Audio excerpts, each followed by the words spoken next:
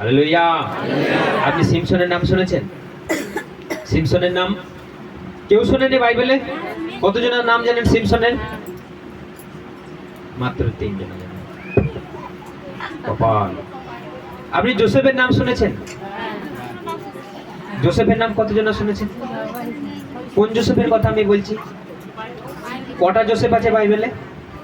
কটা জোসেফের নাম জানেন? যিশুর বাবা ছিল জোসেফ, আর একজন জোসেফ যাকে বিক্রি করে দেওয়া হয়েছিল। যাকে বিক্রি করে দিয়েছিল জোসেফ।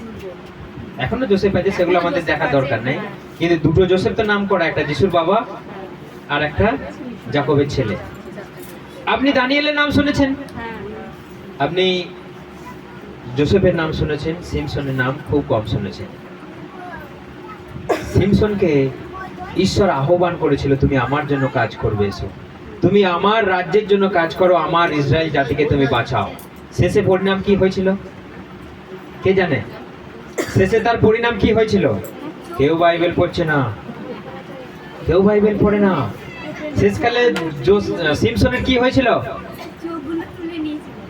চোখগুলো তার কারা তুলে নিয়েছিল? কেন তুলে নিয়েছিল?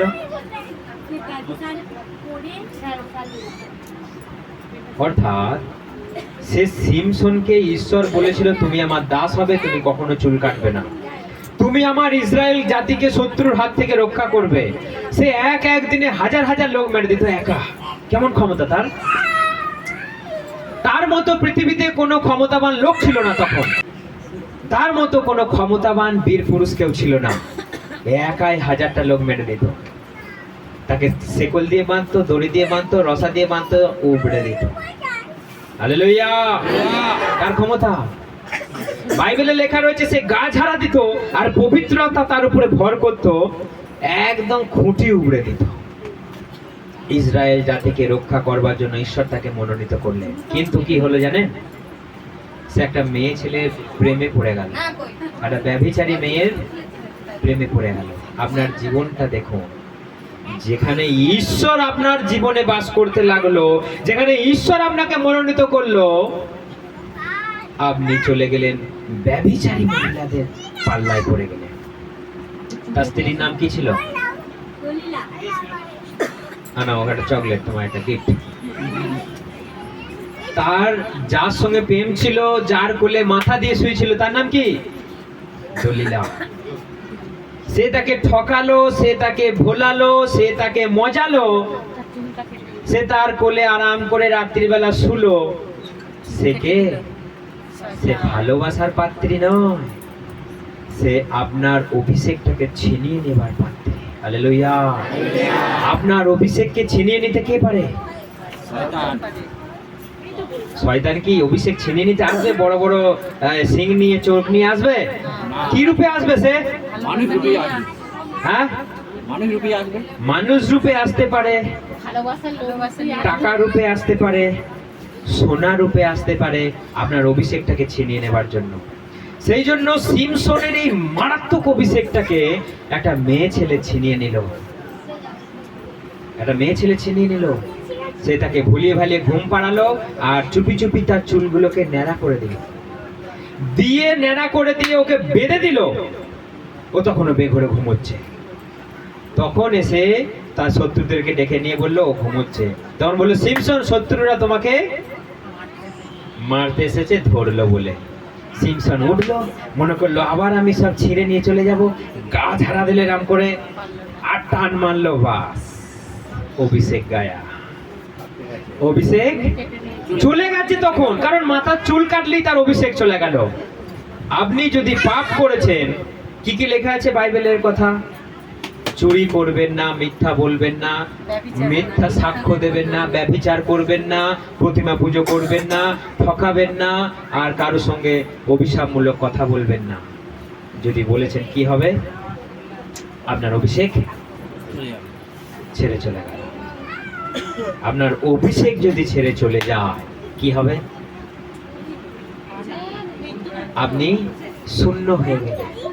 যখন সিমসনকে ছেড়ে চলে গেল, শূন্য হয়ে গেল। এটা অন্তিম কাল, আপনার অভিষেককে ছিনিয়ে নেবার সময়।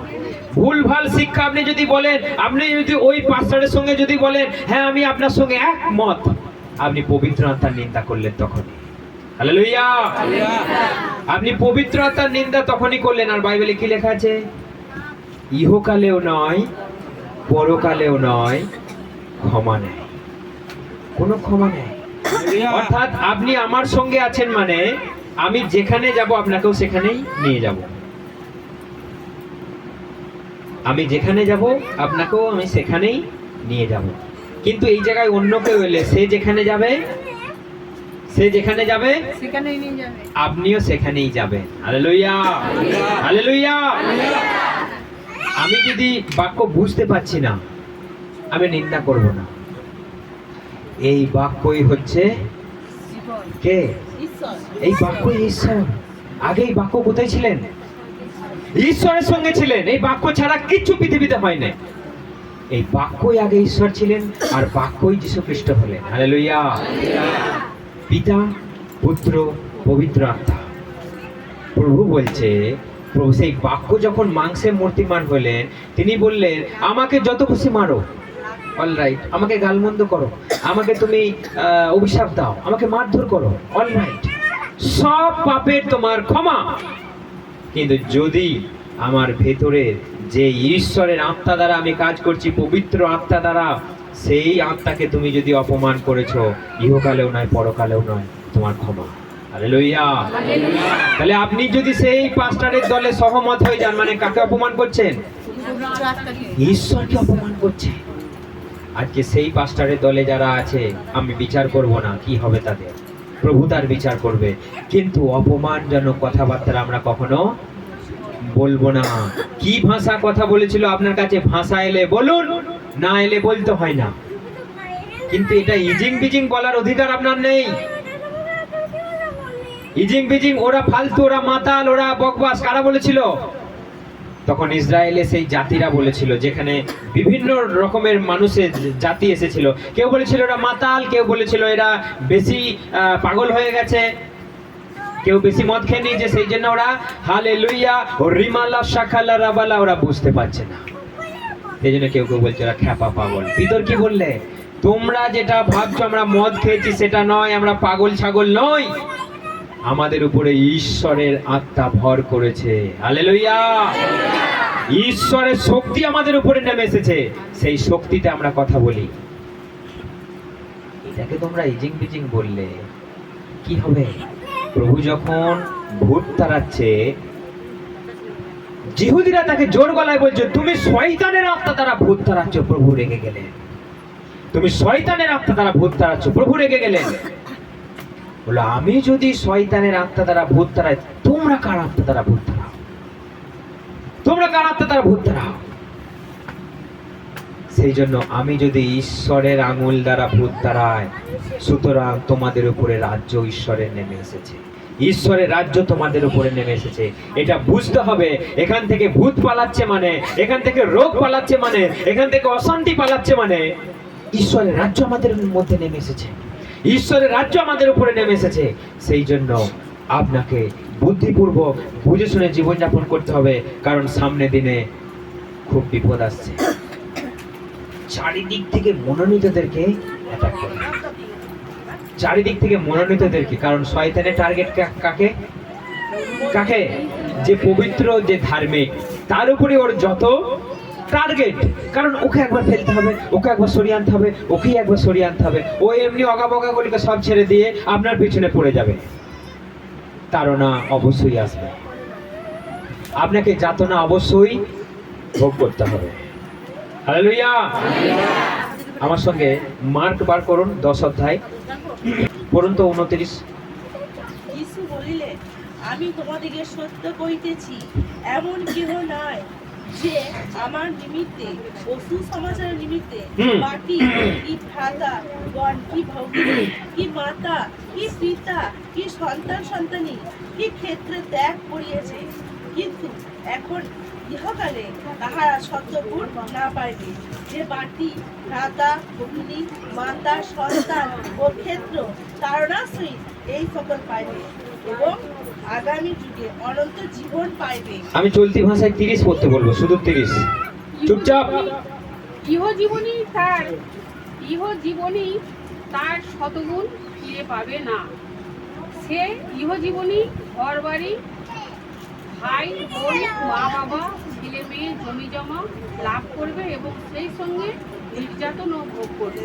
সেই সঙ্গে নির্যাতনও ভোগ করবে। ভোগ করবে। এটা কার কথা? প্রভু যীশু খ্রিস্টের কথা। সেই জন্য আমরা অদৃশ্য বস্তু লক্ষ্য করতে ছুটতে গিয়ে আমাদেরকে এই সবগুলোকেও ভোগ করতে হবে। তা না হলে কিন্তু আপনি কমপ্লিট লোক নয়, আপনি কমপ্লিট মানুষ একজনা নয়। কেউ যদি আপনাকে যিশুর নামে দু চার কথা গালিগালাজ করে, আপনি কি করবেন? আপনিও দেবেন তাকে? না, দেবেন? কি করবেন? চুপচাপ শুনতে হবে, চুপচাপ শুনতে হবে। আমাদের যেমন মালডাঙ্গাতে বলছে সবাই, লোকে কত কথাই না বলবে, এখন যে যার খুশি বলবে, কারণ এখন তো প্রোটেস্ট করার কেউ নেই। ওরা যা খুশি বলবে, এখন তো ওদের বিরুদ্ধে চুপ করা বলার কেউ নাই। সবাই যে যার মন্তব্য যে যার ছেড়ে দেবে। কিন্তু কেউ জানে না আমরা যেটা চোখে দেখি না সেটাকে বিশ্বাস করি। হালেলুয়া! এটা কত আশ্চর্য বিষয়, চোখে দেখি না অথচ বিশ্বাস করি যে একদিন স্বর্গে আমরা যাব। ইয়েস আর নো? সেই জন্য আমাদেরকে একটা জিনিস খেয়াল রাখতে হবে যে আমরা অদৃশ্য বস্তুর প্রতি লক্ষ্য করে ছুটছি, আর লোকে যা দেখে সেটাই বলে। একজনা মারা গেল, লোকে যা দেখলো সেটাই বলে দিল, কিন্তু কেউ বুঝতে পারলো না সে কোথায় গেল, কিভাবে আছে, কার সঙ্গে আছে। হালেলুয়া! মানুষ যেটা চোখে দেখা যায়, যেটা ক্ষয় পায়, যেটা নষ্ট হয়ে যায়, তার বিষয়ে কথা বলে। যেটা চোখে দেখা যায় না, যেটা ভাবা যায় না, তার বিষয়ে মানুষ কিছুই জানে না। যতদিন না কেউ বাইবেলের ভেতরে আসছে, চার্চে আসছে, প্রভু যিশুর সঙ্গে মিশছে, ততদিন কেউ জানতে পারে না। স্বর্গে যাওয়া চারটিখানি বিষয় নয়, আবারও একবার বলছি। শয়তানের টার্গেট আপনার স্বর্গকে ভ্রষ্ট করবার, শয়তানের টার্গেট আপনাকে স্বর্গ থেকে বিতাড়িত করবার। তার জন্য নানা রকম নির্যাতন আপনাকে জানতে পারে, শারীরিকভাবে, মানসিকভাবে, সাংসারিকভাবে, আর্থিকভাবে। কিন্তু আপনি যদি সতর্ক না থাকেন, এই অন্তিমকালে আপনি যদি চাঙ্গাই না থাকেন, হবে না। প্রত্যেকদিন কষ্ট সহ্য করতে কে চায়? কেউ চায়? না। কেউ চায়? এখানে হাত তুলুন। প্রত্যেকদিন কষ্ট কেউ চায় না? প্রত্যেকদিন আরাম কে চায়? সবাই চায়। কেউ হাত তুলবেন না, আমি সবাই জানি, সব জানি, আরাম সবাই চায়। কিন্তু প্রভু কি বলছে? বাইবেল খুলুন, লাস্ট বাক্য, লুক 9 অধ্যায়, লুক 9 অধ্যায়, খুব তাড়াতাড়ি বার করুন। লুক 9 অধ্যায় 23 পড়ি আমরা। আর তিনি সকলকে বলিলেন, কেহ যদি আমার পথে আইতে ইচ্ছা করে, তবে সে আমাকে অস্বীকার, আমাকে নয়, আপনাকে অস্বীকার করুন। আর প্রতিদিন আপন ক্রুশ তুলিয়া লো। প্রতিদিন আপন ক্রুশ তুলে নিন। আপনি প্রভুর ক্রুশ বহন করতে রাজি আছেন? হ্যাঁ, আপনি না জেনেই বলে দিলেন হ্যাঁ। প্রভুর ক্রুশ কেউ বহন করতে পারবে না, কিন্তু আপনাকে নিজের ক্রুশ বহন করতে হবে। হালেলুয়া! কারণ প্রভু সমস্ত মানব জাতির পাপভার বহন করেছিল ক্রুশে, কিন্তু আপনাকে কেবল আপনার যন্ত্রণা, তাড়নাটাকে শুধু বহন করতে হবে। সেই জন্য এখানে প্রতিদিনের ক্রুশ বহন করতে হবে, প্রত্যেক দিন, প্রত্যেক দিন। আমরা তো বলছি প্রত্যেক দিন আমরা আরামেই আছি। ইয়েস আর নো? আরামেই আছি তো আমরা, কিন্তু এখানে লেখা রয়েছে প্রত্যেক দিন তোমাকে ক্রুশ বহন করতে হবে। কিন্তু কারো জীবনে প্রত্যেক দিন ক্রুশই নাই, তাহলে কত আরামে আছি আমরা? এখানে লেখা রয়েছে প্রত্যেক দিন জ্বালা যন্ত্রণা আসতে পারে, প্রত্যেক দিন, কিন্তু কারো জীবনে আসে না। আশীর্বাদের বিষয়। কাউকে গাল দিচ্ছে এখন, ও দু একটা জায়গায় হচ্ছে, বাকি সব ঘুমোচ্ছি আমরা। হালেলুয়া! কে কে ঘুমোচ্ছি আমরা? হ্যাঁ, কে কে ঘুম পাচ্ছে? ফোনেতে সবাই শুনতে পাচ্ছেন? কে কে সহ্য করেছেন অপমান? কতজন সহ্য করেছেন? আছে কেউ ফোনেতে? অপমান অল্প অল্প, একটু একটু। কিন্তু আপনি এই কথাটা চিন্তা করে দেখুন, বাইবেলে লেখা রয়েছে প্রতিদিন অপমান সহ্য করলেও আপনাকে করতে হতে পারে, প্রতিদিন আপনাকে তাড়না সহ্য করতে হবে। আমরা মার্ক 10 অধ্যায় কি বললাম? তাড়নার সঙ্গেই যত আশীর্বাদ। হালেলুয়া! তাড়নাটাও একটা আশীর্বাদ। হালেলুয়া! আর একটা বাক্য মনে পড়ে গেল আমার, মথি বার করুন তো সবাই, 10 অধ্যায়, মথি 10 অধ্যায় 22 পড়ুন তো তাড়াতাড়ি।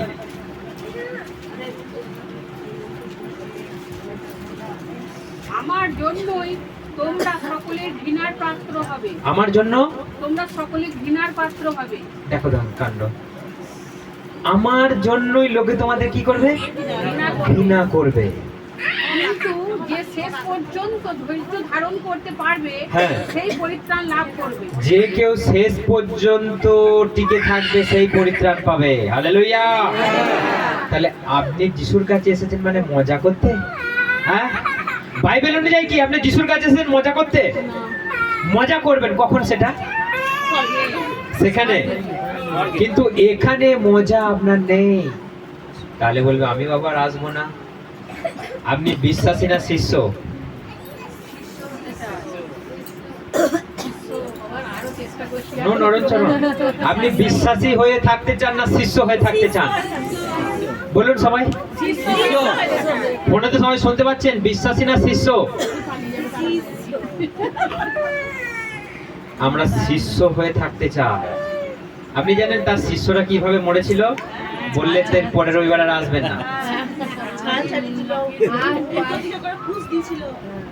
সবাইকে হত্যা করা হয়েছিল। প্রভুর কাছে এসে আরাম নেই। প্রভু বলছে আমার মাথা গোজার ঠাঁই নেই। কে বলছে? প্রভু যিশু। আর কে বানিয়েছে সব? যে বানিয়েছে তার মাথা গোজার ঠাঁই নেই। বলছে শিয়ালদের গর্ত আছে, পাখিদের বাসা আছে, মনুষ্য পুত্রের মাথা রাখার জায়গা নেই। তাহলে আপনি বিশাল অট্টালিকা বানাচ্ছেন, বিরাট বড় বাড়ি বানাতে গিয়ে আপনি মাথা খুঁড়ে ফেলছেন। মনুষ্য পুত্রের দিকে তাকান, তার মাথা গোজার ঠাঁই নেই। কিন্তু জলে ভেজেছিল, কোথাও অনাহারে কাটিয়েছিল, ট্যাক্স কোথাও মানে ফেল করেছিল না। সেই জন্য আমরা এই যুগে যত মাতোয়ারা হয়ে পড়ি, আমার জমি, আমার জায়গা, আমার গাড়ি, আমার বাড়ি, আমার বউ, আমার ছেলে, আমার নাতি, আমার নাতনি, যা মর্গা। তুমি নিজে বাঁচো, তোমার নিজের মাথাটাকে বাঁচাও, তারপর তো তুমি ওদের জন্য চিন্তা করবে। তুমি নিজেই ইনসিকিউর। সেই জন্য আমাদের কান খুলে শুনতে হবে। যিশুর কাছে এসেছি মানে মজা নেয়। উল্টো কথা, আমরা সবাই বলে নিয়ে আসি এসো যিশুর কাছে, আনন্দ আছে, মজা আছে, শান্তি আছে, কিন্তু অ্যাকচুয়ালি আছে কি? কিন্তু বাইবেল বলছে যিশুর কাছে এই জগতে মজা না পেলেও 100%, 200%, 1000% সেখানে মজা আছে। হালেলুয়া। সেখানে আপনার জন্য স্বর্গে ঘর আছে। বলবে এটা মানুষকে একটা করা হচ্ছে, ওই ব্রেন ওয়াশ করানো হচ্ছে, মানুষকে একটু মজা মারা কথা বলা হচ্ছে। ওই স্বর্গে কবে যাব, কোথায় যাব, কখন যাব, কে যাবে, কারা যাবে, এগুলো কি সব? এগুলো যত মাথা মোটার দল, ছেলে খেলা হচ্ছে, মূর্খের দল, যত ধর্ম কর্ম নিয়ে মানুষের মাতামাতির দল। কিন্তু যিশু কখনো বলেন এই যুগের জন্য। যিশু সব সময় বলেছে সেই যুগের জন্য যেটা চোখেই দেখা যায় না। দ্বিতীয় করিন্থীয় 4:17 কি বললাম? 18 চোখেই দেখা যায় না সেটার দিকে ছুটছি। আর আমরা চোখে দেখা যায় সেটার দিকে ছুটছি। সব থেকে বড় বিল্ডিং বানাবো, সব থেকে বড় মন্দির বানাবো, সব থেকে পাড়ার মধ্যে বড় বাড়ি বানাবো। যিশুর কোনো বাড়ি ছিল না। যিশু একটা জুতো পরেই বোধহয় কাটিয়ে দিয়েছিল। হালেলুয়া। আর আমাদের বাড়িতে জুতোর অভাব নেই। আমাদের বাড়িতে আলমারিতে জামা ধরছে না। যিশুর কটা জামা ছিল? হ্যাঁ, যিশুর একটাই জামা ছিল। তাহলে আমাদেরকে চিন্তা করে রাখতে হবে, আমরা যিশুর শিষ্য হতে চাই। হ্যাঁ, যে তোমার জামা কিনা যাবে না সেটা আমি বলবো না, হাটে যাবে না সেটা আমি বলবো না, হাটে যাও, জামা কিনো। কিন্তু আপনাকে একটা মাথায় রাখতে হবে, এই পৃথিবীর জন্য আমরা আসিনি, আমরা এসেছি সেখানে যাবার জন্য, এখানে ডিসিশন নিতে। হালেলুয়া। সেই জন্য মাথায় রাখবেন, সিমসন ঈশ্বর তাকে ডেকেছিল, যেতে পারলো না। যোসেফের জীবনে এত বড় প্রলোভন এসেও কি করলো? তার বিশ্বাস মজবুত করে ধরে রাখলো। কত রকমের মানুষ দেখবেন আপনি, যাকে ঈশ্বর এত ক্ষমতা দিল সে প্রেমে পড়ে গেল। আর যে যোসেফ, যার কাছে এত বড় প্রলোভন এলো, রাজা স্ত্রী বলছে তুমি আমার সঙ্গে থাকো, এটা কি ছোটখাটো প্রলোভন? মাই গড, এটা ছোটখাটো প্রলোভন? বাড়িতে রাজা নেই, এই বাড়ির অধিকার সব যোসেফের উপরে, আর রানীর কাছ থেকে অফার আসছে তুমি আমার সঙ্গে থাকো। বাপরে বাপরে, কে পারবে এটা জয় করতে?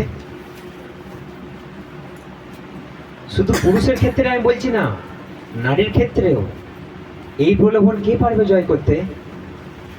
কিন্তু যোসেফকে টেনে ধরলো, সে জামা ছিঁড়ে বেরিয়ে চলে গেল। হালেলুয়া!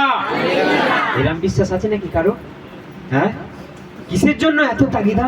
কিসের জন্য? সে কি পৃথিবীর বিষয় ভেবেছিল?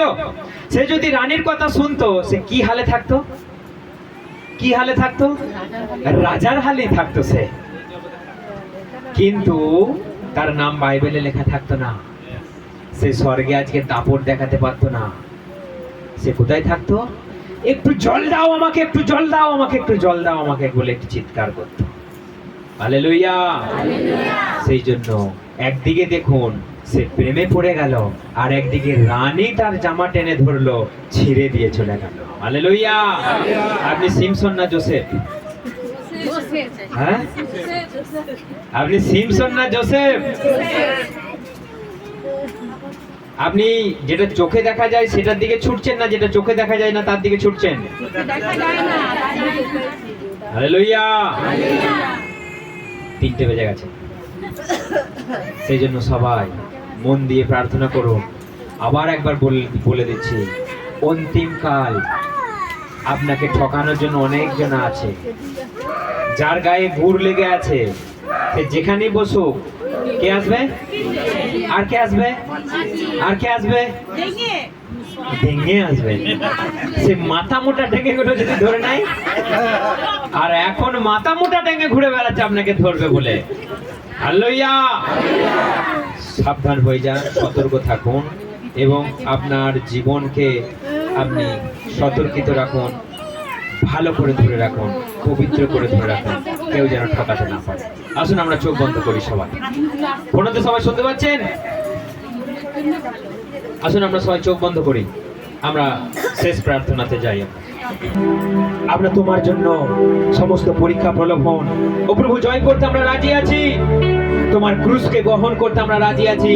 হ্যাঁ প্রিয় যিশু, হ্যাঁ প্রিয় বন্ধু, প্রিয় সাথী, প্রিয় ঈশ্বরের সন্তানগণ, আমরা প্রস্তুতি নেই, ডিসিশন নেই, সিদ্ধান্ত নেই। আমাদের জীবনকে পরিচালনা করবার আজকে সিদ্ধান্ত আমরা নেই। কারণ আমরা যদি চুপ করে বসে থাকি, শয়তান চুপ করে বসে নেয়। হ্যাঁ প্রিয়, শয়তান সিংহের মতো গর্জন করছে কাকে গ্রাস করবে বলে। আর যদি আমরা সতর্কহীন ভাবে জীবনযাপন করি, আমাদের জীবনকে কিন্তু নষ্ট করে দিতে পারে। আমি সেই ক্রুশকে বইতে রাজি আবার, যদি তুমি আমার সঙ্গে থাকো। শত দুঃখকে সইতে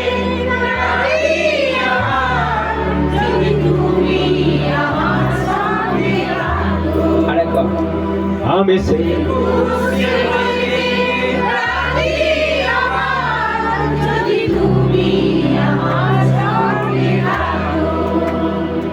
শত দুঃখ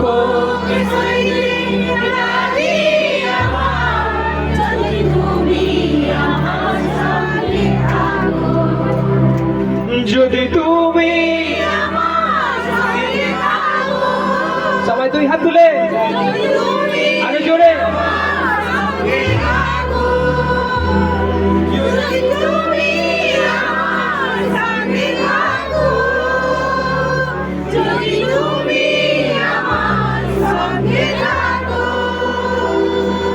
আমি সেই ক্রুশকে বইতে রাজি আবার। ও প্রভু, তুমি আমাদের সঙ্গে থাকলে এনিথিং ক্যান পসিবল। কি পেলাম আমি আর কি পেলাম না, কোনদিন আমি তার হিসাব করি না। তোমায় যদি পাই এ জীবনে, সেটাই হবে আমার জয়। আমি সেই ক্রুশকে বইতে রাজি। Yes, mighty. Oh,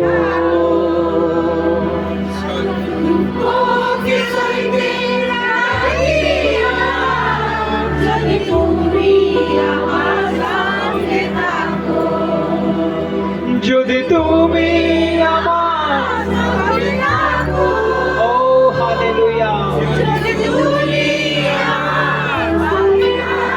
ইয়েস যদি তুমি আমার যদি তুমি আমার সঙ্গে থাকো তোমার শক্তি আমাদের জন্য যথেষ্ট আর যেখানে দুর্বলতা সেখানেই তোমার শক্তি প্রকাশিত হয় প্রত্যেক দুর্বল আর না বলুক আমি দুর্বল আমি সবল প্রত্যেক দরিদ্র আর না বলুক আমি দরিদ্র আমি সবল আমি ধনী যিশুর নামে প্রত্যেকে তুমি চালা চালা চালা অনুগ্রহ দাও দয়া করুণা আর তুমি প্রত্যেকে তুমি ও প্রভু তোমার ইচ্ছা অনুযায়ী চালা মহিমা তোমারই হোক প্রশংসা তোমারই হোক স্তুতি তোমারই হোক এই প্রার্থনা ঈশ্বরের একমাত্র প্রিয় পুত্র প্রভু যীশু খ্রিস্ট আমি তোমার নামে চাই আমেন আমেন